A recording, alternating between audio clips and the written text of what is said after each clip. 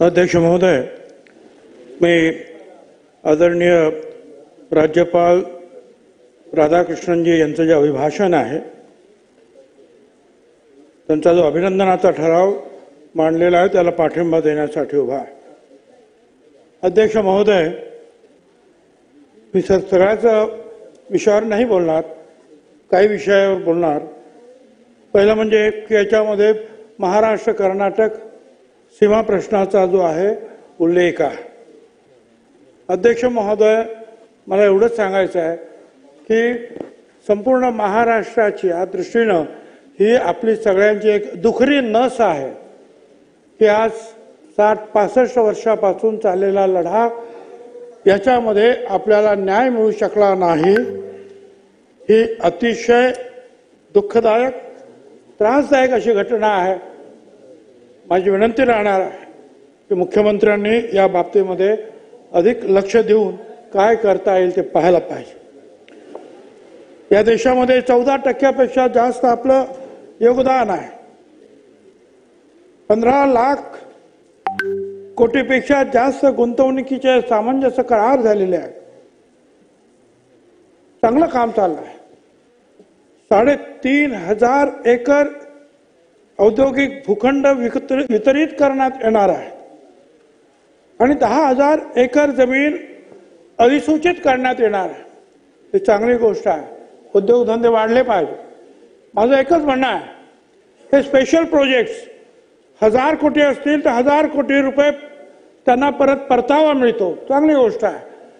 राज्यामध्ये हे आले पाहिजे, पण ग्रामीण भागामध्ये सुद्धा जी लहान लहान उद्योग यायला पाहिजे त्याच्याकडे लक्ष द्यायला पाहिजे। आपण हे जमिनी अधिग्रहित करता, त्याच्यावर खर्च करता, त्याचा एकूण खर्च किती आणि आपण ज्या वेळेला लहान लहान लोकांना आपण ज्या वेळेला ते भूखंड देता त्याची किंमत किती याचा कधीतरी विचार करणार पाहिजे। जर आपण फक्त स्पेशल प्रोजेक्टच्या बाबतीमध्ये आपण एवढा विशाल दृष्टिकोन जर ठेवला तर मग लहान लहान गावांमध्ये ज्या राज्याच्या हे जे लहान लहान भूखंड आहेत याच्या बाबतीमध्ये स्पेशल मीटिंग घेऊन हे स्वस्तात कसे मिळतील, त्वरित कसे मिळतील हे पाहण्याची गरज आहे। अध्यक्ष महोदय, रेशीम खरेदी आणि बाजारपेठेच्या संदर्भामध्ये आणि रेशीम कसं वाढवावं याबद्दल जे आहे हा एक पॅराग्राफ आहे। माझ्या येवला मतदारसंघामध्ये हे पैठणीचं काम चालतंय। रेशीम लागतोच आहे, बंगलोरहून आणावं लागतं, इकडून तिकडून आणावं लागतं। या रेशीम उद्योगाचं रेशीम शेतामध्ये रेशीम निर्माण करण्याचं काम पूर्वी सुद्धा सुरू झालं, पण त्यांना अनुदान मिळालं नाही म्हणून ते काम तिथल्या शेतकऱ्यांनी बंद केलं। ते काम असं बंद करणार नाही याची काळजी आपल्याला घ्यायला पाहिजे। अध्यक्ष महोदय, आता नागपूर गोवा शक्तीपीठ मार्ग होणार आहे। 83,000 कोटी रुपये खर्च करणार, उत्तम। त्याचबरोबर 7,480 किलोमीटरचे सिमेंट कॉन्क्रीटचे रस्ते करणार आहोत। अध्यक्ष महोदय, आपल्या माध्यमातून सरकारला सांगायचं आहे, PWDचे मागचे पैसे दिले नाहीत म्हणून कामं बंद आहेत। त्या आमदारांना विचारा, त्यांचे थोडे पैसे द्या ना। पण हे सगळे मोठे मोठे रस्ते तुम्ही करणार, पण ग्रामीण रस्त्यांचं काय करणार तुम्ही? जिल्ह्यातल्या काही रस्त्यांचं तुम्ही काय करणार? त्यांना थोडे पैसे देणार की नाही? मला तर असं कळलंय की फक्त नवीन जे आमदार आहेत त्यांना काही फंड्स मिळतील। मी फक्त ऐकलं म्हणून सांगतोय, मला नक्की माहिती नाही। आणि आमचे जुने जे आहेत कदाचित फार मोठा आकडा आहे, परंतु त्यांना पैसे जर नाही मिळाले तर काय सांगायचं आम्ही आमच्या मतदारसंघामध्ये? अध्यक्ष महोदय, या राज्यानं चांगलं काम केलंय म्हणून तर हे एवढ्या मोठ्या प्रमाणामध्ये सगळे आमदार निवडून आले। एवढ्या मोठ्या प्रमाणामध्ये भक्कम सरकार महाराष्ट्राला मिळालं, परंतु आता ह्या आमदारांना जर आहे हे थोडं द्या, पण प्रत्येकाला आपण कसे मदत करणार आहोत रस्त्यांच्या कामासाठी ते त्याचा विचार करा। अध्यक्ष महोदय, इथे बसच्या बाबतीमध्ये बोलण्यात आलं, मी बोललो ना, पेंडिंग बिल कॉन्ट्रॅक्टरांनी कामं बंद केलेली आहेत, हे बोललो मी। अध्यक्ष महोदय, एक बसचा विषय इथे आहे 11 नंबरला 19 नंबरला म्हणून बोलतोय. मुंबईतली बीएसटीची सेवा किती वाईट झालेली आहे आपल्या सगळ्यांना कल्पना आहे. पूर्वी ही बीएसटीची सेवा ही म्हणजे Bombay electric supply and transport company, बरोबर, म्हणजे इलेक्ट्रिक सप्लाय आणि ट्रान्सपोर्ट हा एकत्रित ठेवल्यामुळे इलेक्ट्रिक मध्ये जेवढे काही आपल्याला जास्त पैसे मिळायचे ते आपण ट्रान्सपोर्टकडे वळवायचं, म्हणून ते ट्रान्सपोर्ट चालवायचं. अख्ख्या जगात कुठलंही पब्लिक ट्रान्सपोर्ट हे फायद्यात नाही, त्याला सरकारनं पैसे द्यावेच लागतात, मदत करावीच लागते. आणि म्हणून आता मध्यंतरी असं झालं की ती इलेक्ट्रिक कंपनी बाजूला काढली, त्याचे पैसे काही त्या ट्रान्सपोर्टला द्यायचे नाही बीएसटीच्या, आणि त्यामुळे ही बीएसटीची जी आहे अतिशय डबघाईला आलेली आहे. एवढंच मला सांगायचं, याचा विचार करायला पाहिजे. अध्यक्ष महोदय, नगरोत्थान अभियान जो आहे त्याच्यामध्ये सुद्धा तातडीनं जे आहे काम करणं आवश्यक आहे. चांगलं आमचे एक पाण्याचा प्रश्न आहे. माजी मुख्यमंत्री एकनाथराव, आजी मुख्यमंत्री फडणवीस साहेब, परत एकनाथराव, सगळ्यांची पत्र पाठवली, पण तिथले ते आमचे जे काही काय म्हणतात ते सचिव, प्रधान सचिव, ते काहीतरी SLTC मीटिंग घ्यायला वेळ नाही आहे त्यांना. किती वेळ लागतो मीटिंग घ्यायला? लोकांच्या प्यायच्या पाण्याचा प्रश्न आहे हो, त्यांना आपल्याला सांगायला पाहिजे.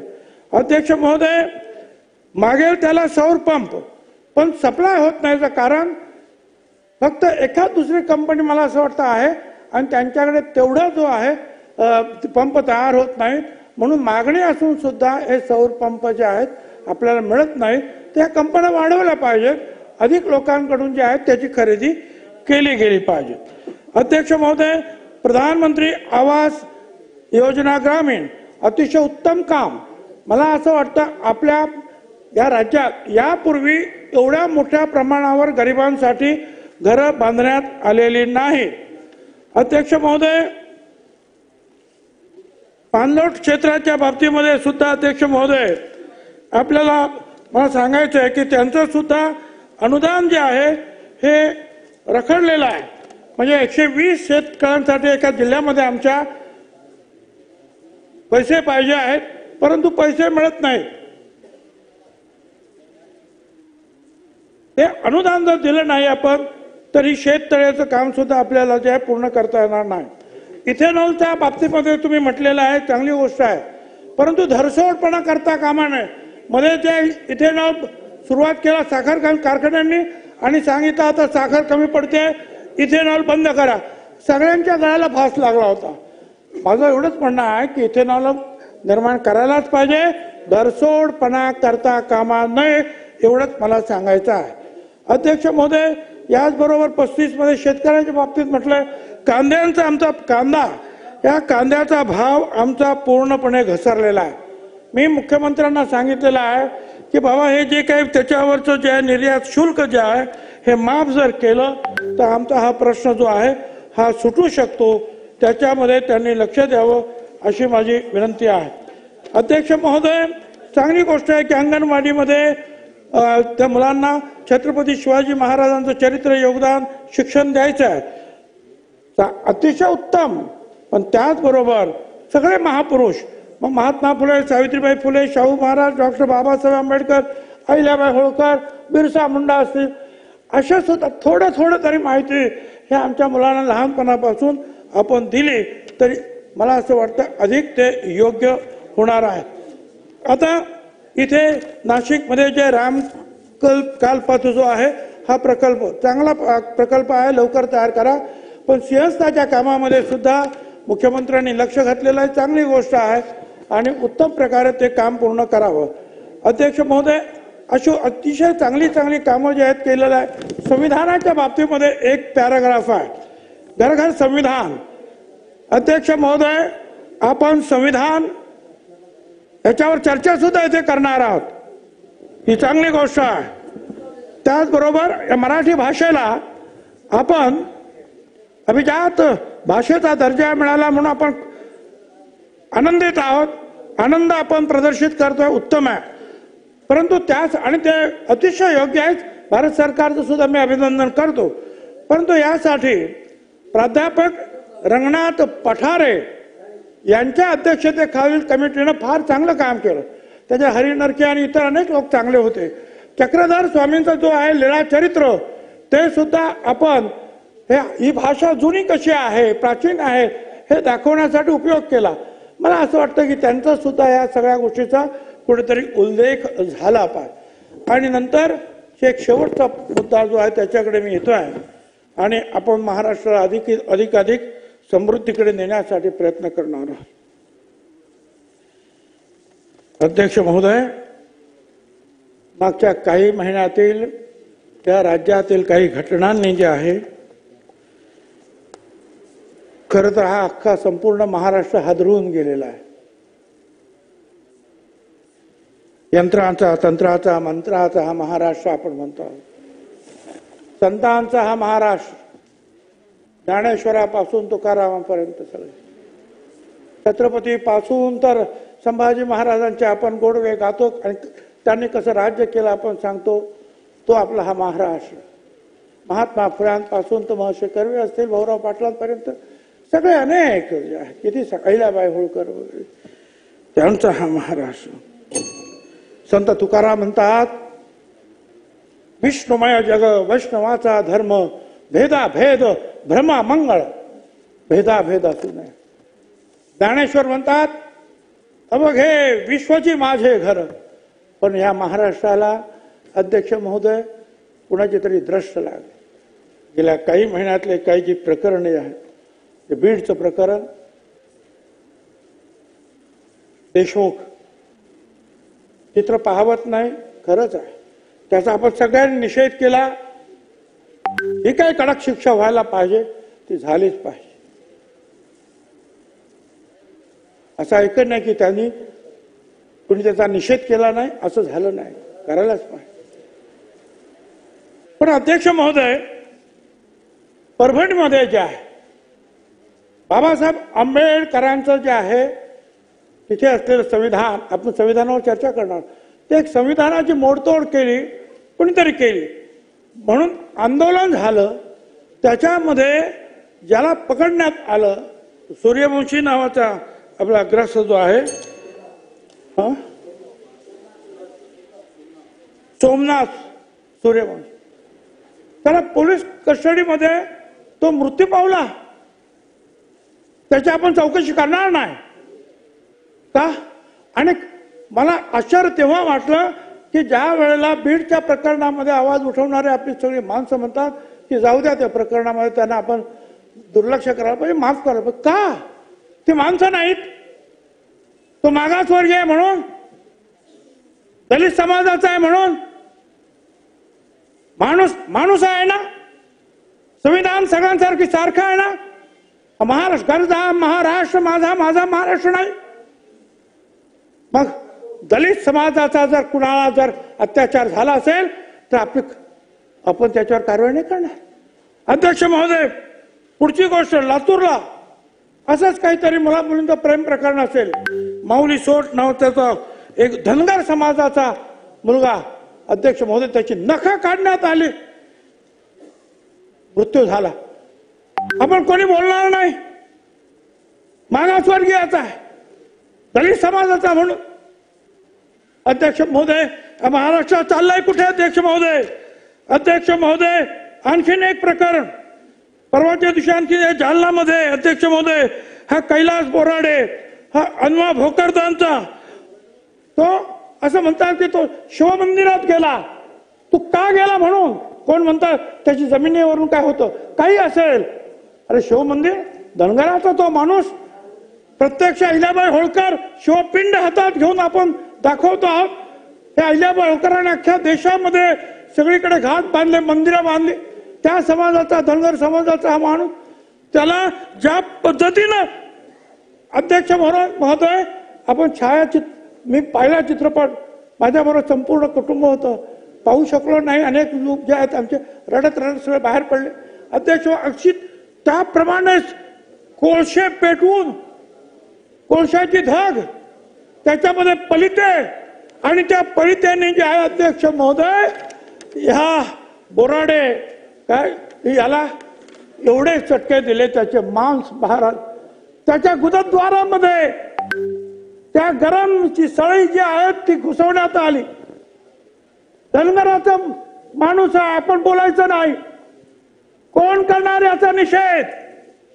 कुठे चाललो आम्ही?